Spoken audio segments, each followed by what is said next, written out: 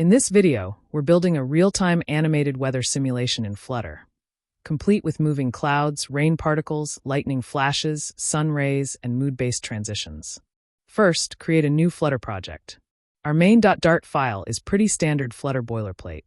The home property is pointing to our weather scene. Okay, let's switch over to weather_scene.dart. This is the heart of our animation. We've got weather scene, which is a stateful widget because, well, animations inherently involve state changes over time. And notice how our weather scene state class uses with ticker provider state mixin. This mixin is crucial for animation controllers. It provides the vsync property that helps Flutter efficiently manage animations and prevent unnecessary resource usage. Inside our weather scene state, we declare two late animation controller instances, cloud controller and rain controller. Late here means we'll initialize them before they're used, which we do in our initState method. We declared two more variables, isFlashing and flashTimer. These are key to making our lightning dynamic. In initState, we initialize cloud controller with a duration of 20 seconds and tell it to repeat. This is for our clouds. We want them to continuously move across the screen. The rain controller is much faster, with a duration of 800 milliseconds, and it also repeats. This quick repetition will give us that continuous falling rain effect. Finally, we called startFlashTimer. This is where the lightning logic begins. Let's look at this startFlashTimer method. We're using a timer.periodic here. This timer will fire every 300 milliseconds. Inside the timer's callback, we're introducing a bit of randomness.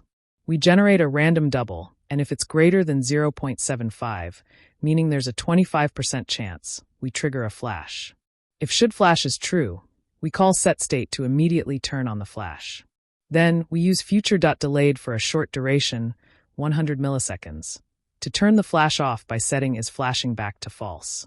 The if mounted check is a good practice to prevent errors if our widget somehow gets disposed of before the delayed future completes. So, the lightning will flash periodically and randomly, which feels a lot more natural. And it's super important to dispose of these controllers and dispose, right? This prevents memory leaks once our widget is no longer visible. Good resource management is key in any app. Now, let's look at the build method of weather scene state. What do we have here? A stack. A stack is perfect for layering widgets on top of each other, which is exactly what we need for a weather scene. We're building the sky, then the sun, then clouds, then rain, and finally lightning, all on top of each other.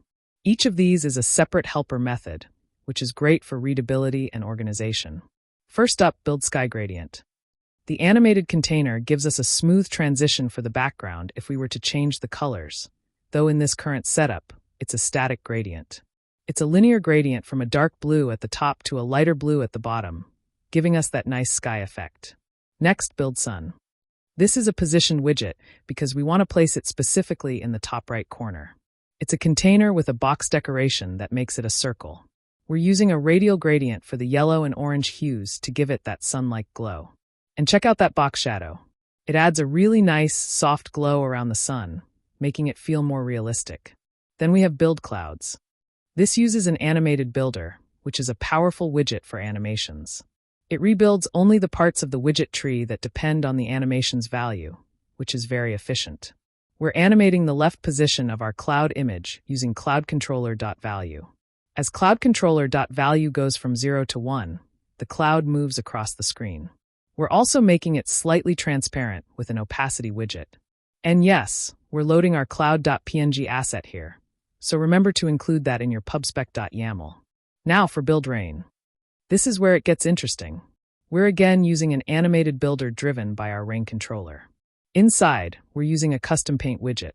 Custom paint allows us to draw directly onto the canvas, giving us a lot of control.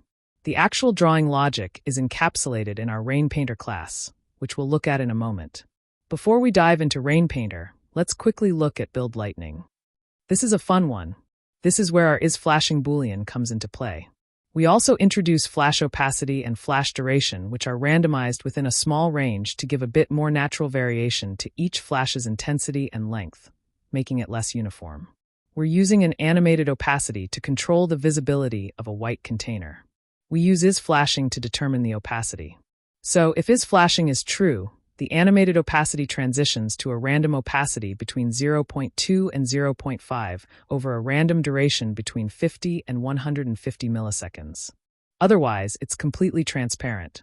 This makes the lightning feel more dynamic and less predictable. Finally, let's explore Rain Painter. This class extends Custom Painter. The paint method is where the drawing happens. We create a paint object for our rain, setting its color to a light blue and its stroke width. We then loop 200 times to draw 200 individual raindrops. For each raindrop, we generate a random X position and a random length. The offset Y is the clever part. We're using rainController.value multiplied by the height of the screen to make the rain appear to fall. The modulo operator ensures that once a raindrop reaches the bottom, it reappears at the top, creating a continuous loop. The shouldRepaint method in Rain Painter returns true because, well, the rain is constantly moving and changing, so we always want to repaint. And that's how you build a dynamic and advanced weather simulation in Flutter. You've learned how to combine multiple animations, gradients, particles, and effects to create a realistic and immersive scene. So, by combining animation controllers, animated builders, positioned widgets, and custom paint with a custom painter, we're able to create a dynamic and visually appealing weather simulation right here in Flutter.